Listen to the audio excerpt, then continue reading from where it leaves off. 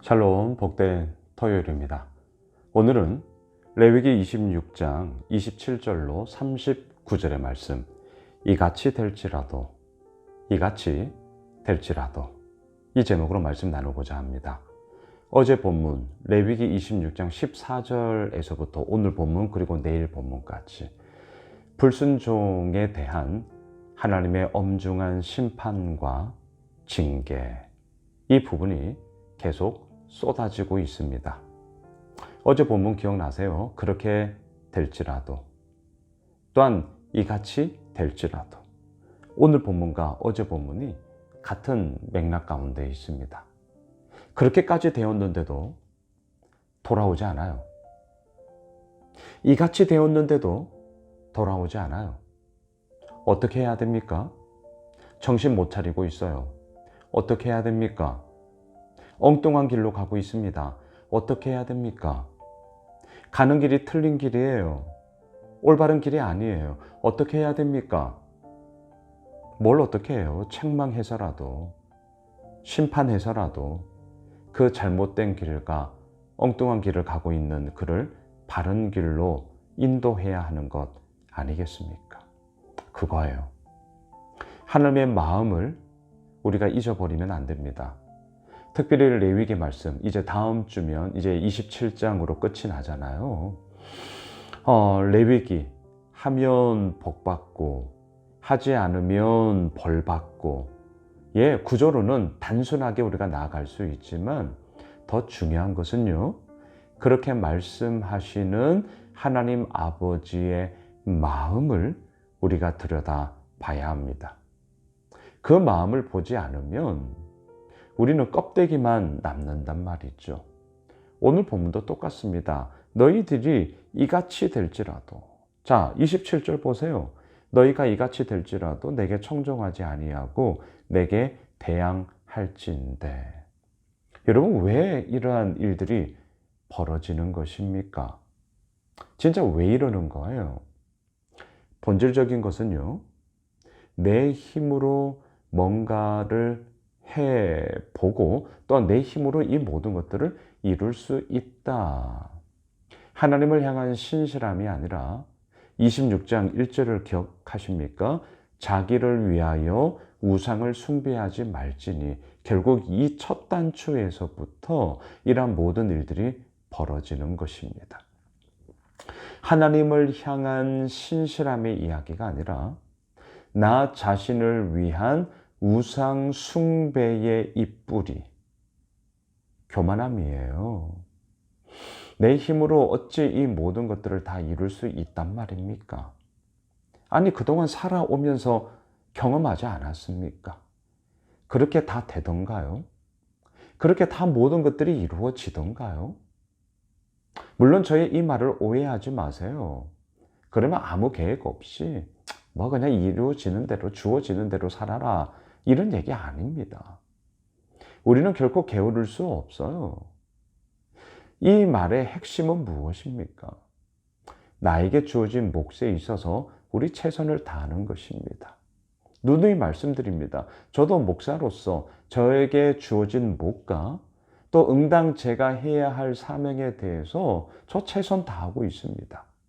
더 잘하려고 애쓰고 있습니다. 저 앞으로도 노력할 것입니다. 이것은 저에게 주어진 몫이기 때문입니다. 하지만 그 몫을 하는 가운데서도 나를 다스리고 나를 주관하고 나를 이끌고 있는 분이 누구냐라고 할 때 하나님이시다. 이 사실에 대한 분명함이 있기 때문에 나는 내 힘대로 땀을 흘리고 그렇게 내 몫을 감당하지만 그 가운데서도 뭐예요? 하나님, 인도하여 주십시오. 하나님, 당신의 뜻을 나의 삶 가운데 이루어 주시옵소서. 이거죠. 여러분, 이거란 말입니다.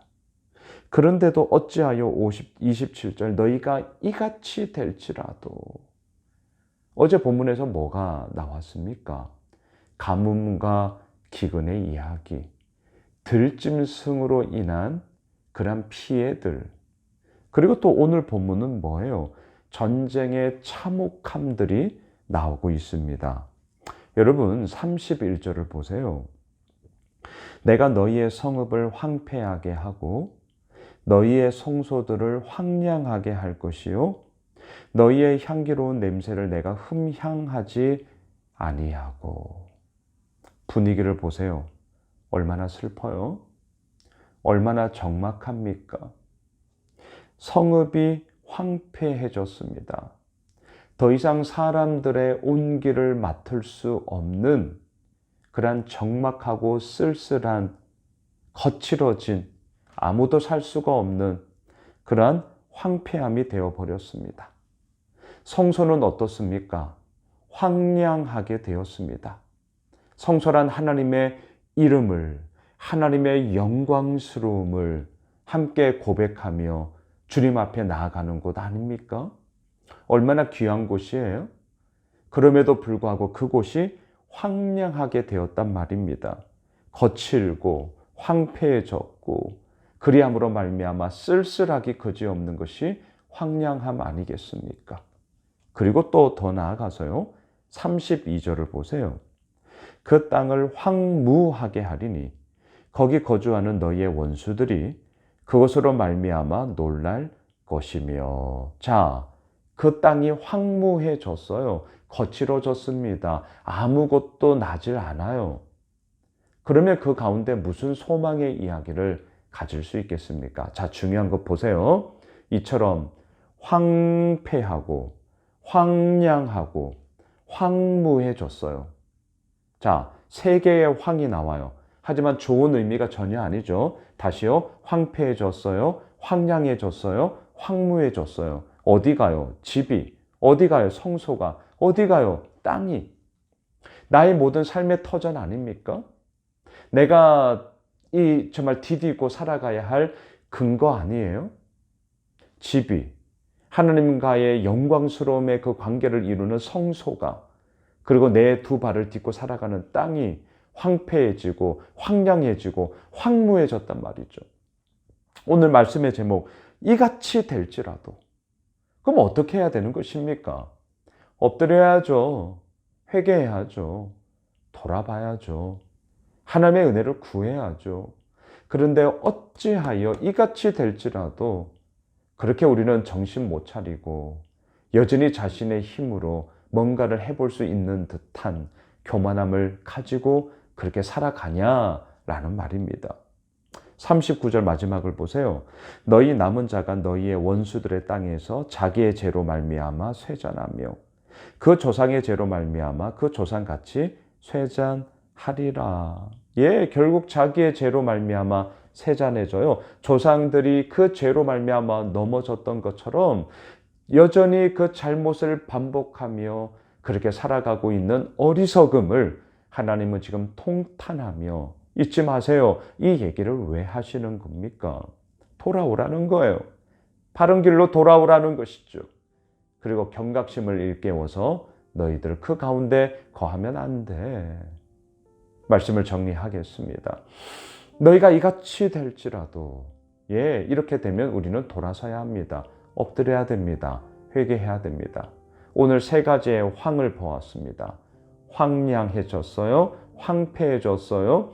황무해졌어요. 우리들의 인생 가운데 이러한 쓸쓸하고 적막하고 거칠어지는 이야기 있을 수 없습니다.